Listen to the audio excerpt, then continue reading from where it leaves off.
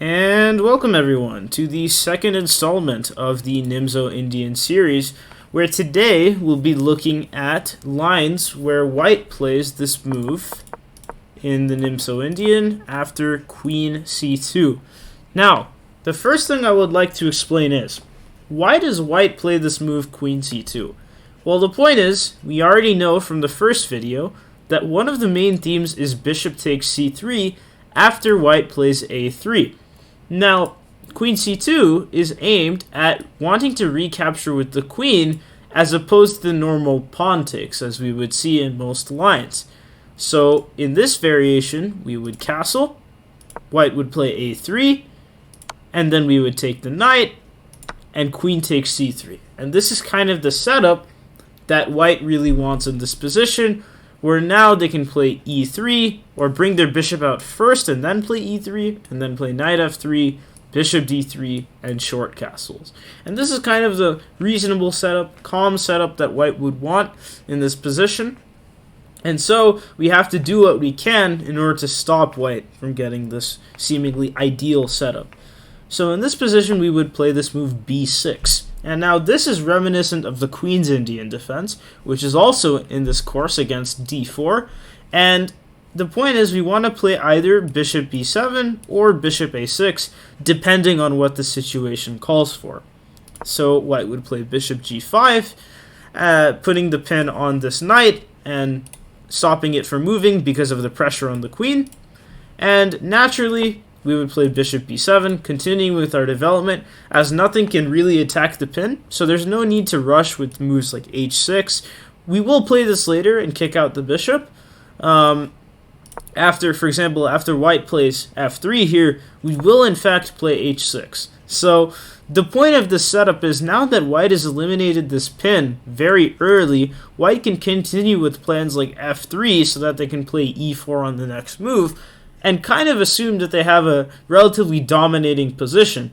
In fact, after they play bishop h4, the f-pawn also has an idea of opening up the square for the bishop. So the bishop can either come to g3 or to f2, and perhaps even the knight later on, so that they can support the central expansion with e4.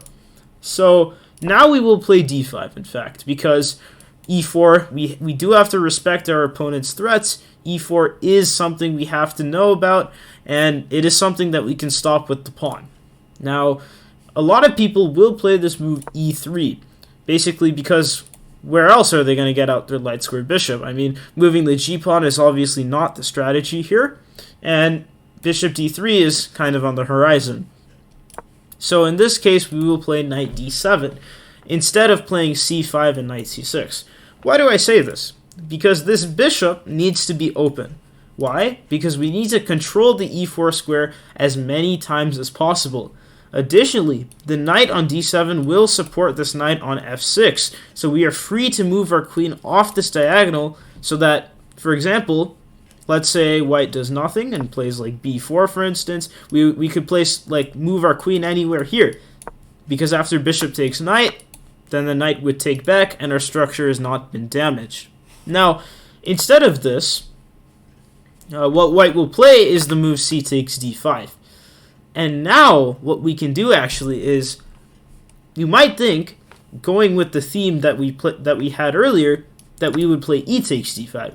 This is obviously completely okay. And even if you forget about it and play e takes d5, totally fine with me. This is completely okay. You're stopping e4, and you will continue with c5, rook c8, rook e8, knight f8, so on and so forth. But in this special case, when the queen is on c3, we can actually play knight d5 here, and kind of relinquish the pressure that this bishop puts on our position. Now we are attacking this queen on c3, even though we are leaving our own queen hanging. So after something like bishop takes queen, we would take this queen on c3, and the bishop might take on c7, but we have full compensation with knight d5, as we are attacking both the bishop and the pawn on e3. So black is doing very well here in a completely reasonable position. Now, I would like to go into the sidelines here. So on move 5, you recall that white plays a3 here, trying to attack our bishop and force us into taking. Now, instead, there's also an alternative where after we castle, instead of playing a3, white can play knight f3 here. And this line has been seen quite a bit at the Grandmaster level, but we can continue with our regular plans in the Nimzo Indian, as white has not done anything about this pin that the bishop exerts on the knight. So in this case, normally we would start with d5, but what we can actually do is play c5, so that we can get our knight to c6. And some of you out there might be looking at something like d5, and you might be, worried about it because, well, it seems like a very restricting move. It stops us from playing knight c6, but actually, this knight and this pawn do a very good job of controlling the square at the moment. And because this knight is pinned, that's just a free pawn, right? So, d5 is not possible. Now, after playing c5, a most common move is d takes c5, actually, trying to eliminate the central tension and using this pawn on c4 to forever control this pawn, not pawn, but square on d5. And this bishop will still have a pin on the king. So, after d takes c5, it looks like we should play bishop takes c5. But this pin on this knight, remember, is a huge asset for us, as we are still preventing white from playing e4. So instead, we want to continue with something like knight a6, because it's not that easy for white to guard the c5 pawn. In fact, if white continues with something like bishop e3, which is quite literally the only move to guard this pawn, we can actually just take it, right? And even after bishop takes and bishop takes, even though white gets something like e4 now, this is a totally different story as our bishop is on the active diagonal, and we're almost winning with the move knight g4, pressuring this f2 pawn that is very hard to defend now. So anyways, after knight a6, that's why white does not play bishop e3. Instead, the most common move is g3. Now, why is this move played? Well, the point is, we don't want to know, white doesn't want to know where they want to push this pawn yet. Because if they push e3, for instance, right, this bishop is blocked in. And that bishop would rather be on f4 or g5 in this kind of position. So instead, they would play something like g3. So that there are two benefits. Their bishop is still open, so it can still go to g5 if they want, or they can put their bishop on g2 like this, and control the long diagonal with pressure on b7, this rook on a8, and so on and so forth. So after g3, we would play knight takes c5, getting our pawn deficit back, and bishop g2. Now what we can do is, because these two knights look at this very nice central square, we can play knight ce4. And the point is, we are once again relying on this bishop's pin on the king, which is why it's often good for white to get castled as soon as possible, because this pin really hurts white a lot, as black can easily gain control of the e4 square. So in this position, the best move is in fact castling. And now we have to realize that our knight is being threatened. So in this case, we will eliminate this knight on c3 here, and then once again cause this iconic damaging of black structure that we are looking for. And notice how, because we've traded our c-pawn for white's d-pawn early in the game, we now can use the half-open c-file, which has two doubled pawns and a queen. And that is just asking for our rook to go from a8 to c8 and pressure all of these weaknesses on the file. So this is a very nice position for black. So, for example, after something like bishop e7, you might think that, white is getting regressive in the center with e4, but we are just in time with a very nice consolidating move d6. And even though this setup does look very cramped for black, this setup is actually very nice because we are transferring the bishop to d7 and to c6, which is something you might see a lot in the Sicilian defense. And we will put our rook on the half-open c-file, and we will have long-term pressure on these weaknesses over here. So now, that's the first sideline with queen c2. Just to recap, a little bit of a long line, only 11 moves long though. I think you should be able to memorize it pretty pretty easily without too much difficulty. But there's also a line after castles where white plays e4.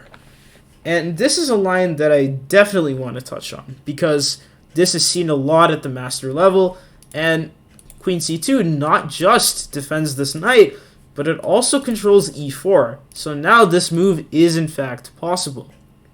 So you might be thinking, well, hasn't our opening failed? Because, well, the whole point of our line was to stop white from playing e4. But in this situation, it's not over. In fact, we can start with d5 here and cause a lot of central tension here between these two pawns, these three pawns, in fact. And so, after something like e5, once again this pin comes in clutch, and we can play knight e4 here, in which case our knight will be attacking this knight on c3, and yet again it cannot take because of the spin on the king. And so bishop d3 is a very common move, and the idea of white is to play bishop takes e4 and try and win a pawn here because our knight has not many places good to go. For example, if we come to g5, white is already a lot better with something like a3, bishop c3, queen c3, and playing something like f4 and getting a massive attack in the future. So instead, after bishop d3, we can play this move c5, which is actually one of the only moves that keeps, not advantage, but keeps equality for black, as we're trying to neutralize white's system in this opening. And so it looks like, black is losing a pawn here, because after bishop takes c4, pawn takes c4, and queen takes e4, we are down a pawn. However, black is just in time with c takes d4. And this pin on the knight is really coming to hurt white, as even after something like a3, this pin on the knight is still there after something like bishop a5, and we are completely winning. So instead of this bishop takes e4, which might look scary at first, the most common move is to play is to play knight f3 here. And so after knight f3, we will play this move c takes d4, clarifying the central tension and making this e5 pawn a long-term weakness. And then after knight takes d4, knight d7, going for this pawn and threatening to come into c5 while reinforcing this knight. We will see white play bishop takes e4, but we're not really scared because after takes, we have this really nice move, queen a5. And this is a nice fork on the white position because we are not only adding pressure to the e5 pawn like this, but we are also putting more pressure on the diagonal, and we are attacking the knight and threatening bishop takes c3. So white has been neutralized here, and we are in fact winning the pawn back. So the next sideline that I have is after, in the main line, we recall that after castles, white plays a3, and we have the setup after queen takes c3, and b6, bishop g5, bishop b7, and f3. Now, f3 is very common, but another move, which you might find at the lower rating ladders, is, which I would estimate from even, I think f3 is like 2,000 plus level move. I think below 2,000, you'll mostly find this line, which is which instead of f3 is the move e3. And because it's just super natural, you want to put the knight on f3, you want to put the bishop on d3, like you would see in many other Nimzo Indian systems. In this position, you might think we would consider with d5, going in the center right away, or c5, but instead what we can do is play d6. Why do we play d6 in this position? Well, we don't want to allow any weaknesses in the center with our pawns because our knight is pinned at the moment. So once we address that, we can start expanding in the center. So after white plays something like knight e2, for instance, most of the time you will probably see knight f3 in this position, but you can continue with your knight bd7, c5, like we do in this line. But I put knight e2 here because it is the most common in the master's database, and the idea is on f3, the knight is relatively restricted because of our d-pawn, So white decides to put it on e2 so that the knight can come to either g3 or to f4. So after knight e2, we can just play knight d7 as normal. And now a common move is for white to back this queen up a little bit by playing queen c2. This is a relatively prophylactic move, trying to bring the knight to c3 so that d5 is possible in the future, e4 is possible in the future, and this bishop will come to d3 and exert a lot of pressure on h7. A pretty hard move to find in a game, in my opinion, but once you do see the reasoning behind this, it actually makes a lot of sense for both for white, and it makes a lot of sense for black when you try to understand the point of this move. Now, in this position, we will continue with the regular theme, which is c5, trying to strike at the center. And after d takes c5, we are obviously very happy. We can just take with the pawn. So obviously not a concern. But what we are concerned about is white playing rook d1. And now this is something we need to talk about, because the rook is on the same file as the queen.